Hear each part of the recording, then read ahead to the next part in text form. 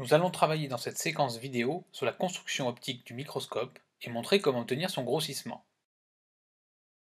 Le microscope est un système de deux lentilles, un objectif et un oculaire convergents.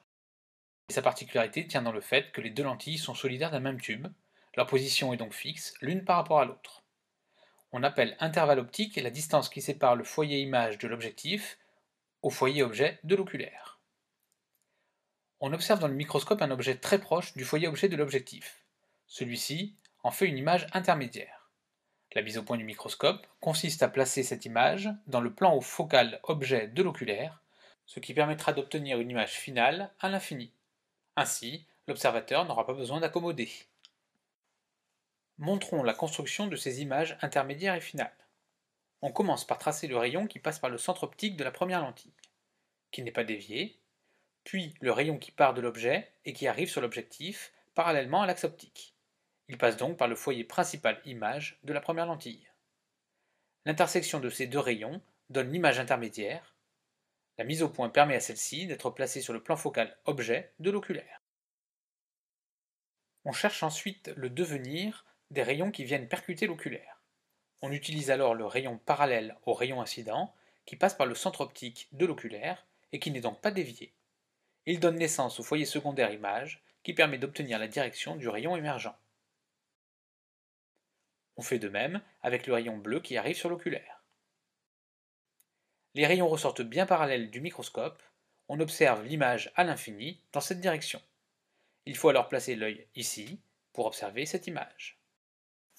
Le grossissement est toujours donné par la formule G égale alpha' sur alpha.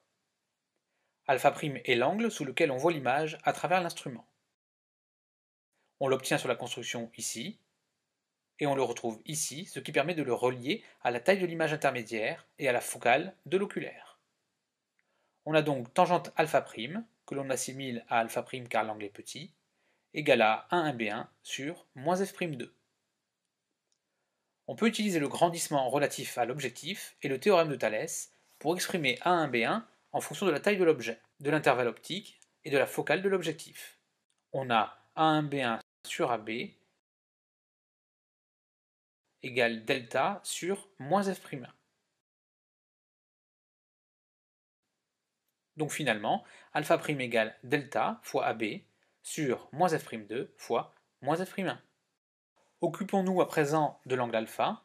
Il s'agit de l'angle sous lequel on voit l'objet à l'œil nu, à la distance minimum de vision distincte. dm égale 25 cm pour un œil normal, appelé aussi œil hémétrope. On a donc tangente alpha égale AB sur dm. Finalement, le grossissement G est égal à delta fois dm sur f'2 fois f'1, puisque AB, la taille de l'objet, se simplifie.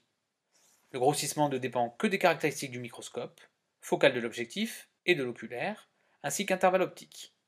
Sur de nombreux modèles de microscopes, on peut changer l'objectif via un disque rotatif. On peut aussi souvent changer l'oculaire. Le changement de l'objectif et de l'oculaire permet d'obtenir le grossissement adéquat pour l'observation d'un objet donné.